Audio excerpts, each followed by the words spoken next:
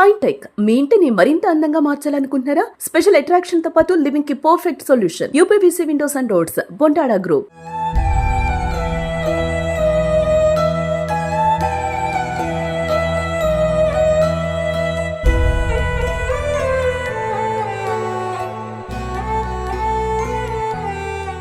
వికారాబాద్ జిల్లా తాండూరులో నవవధువు అనూషని భర్త పరమేశు అరుగు మీద కూర్చునుండగా గొడవ పడి ఒక పెద్ద కర్ర తీసుకుని తల మీద కొట్టి చంపేశాడు. స్క్రీన్ మీద ఆ దృశ్యాలు కూడా మీరు చూస్తూ ఉన్నారు.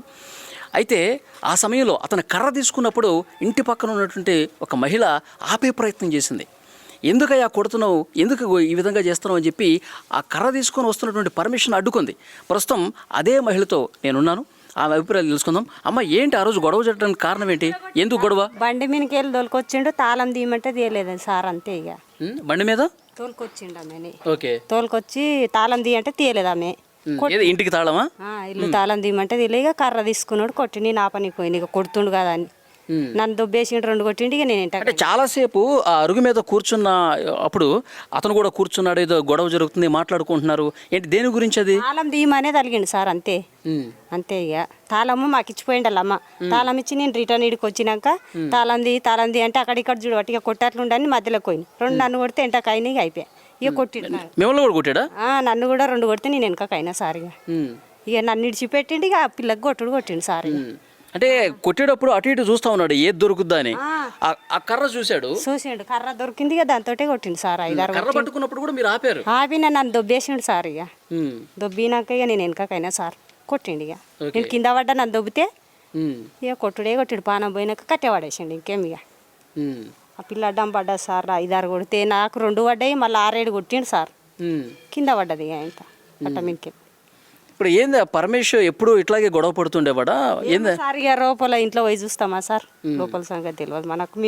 నేను పత్తేరానిక కోతుటి వద్దంటే ఉన్న ఊరుకోదామని, ఇక ఆ ఊరుకోలేని ఇక అంతే. ఇక మనకేం తెలియదు సార్.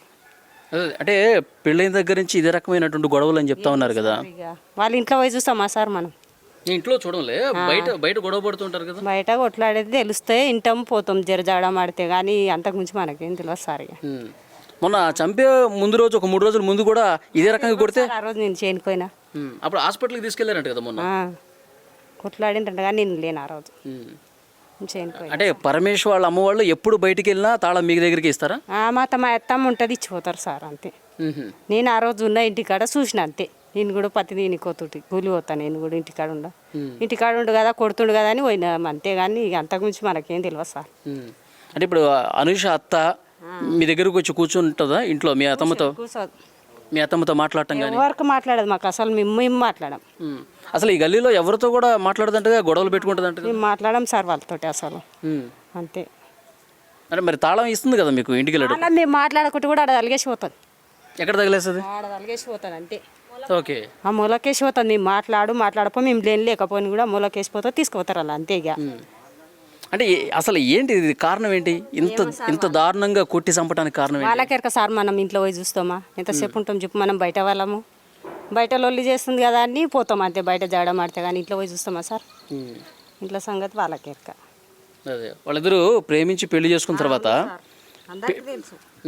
మరి పెళ్ళైన తర్వాత మరి డబ్బులు కావాలని చెప్పి ఇంటికి పంపిస్తున్నారంట కదా. ఆ ప్రేమ అంతా ఏమైపోయింది మరి పరమేశ్కి? సార్ ఏం చేసుకున్నాడో ఎక్కడో, ఆ ప్రేమ ఎక్కడ పోయిందో, దోమ ఎక్కడ పోయింది వెనకెరక మనకు తెలియదు అవన్నీ. ఏమంటే కొడుతుండు కదా అని ఇడిపినిపోయినాం మేము, అంతే. ఏం తెలియదు మనకి.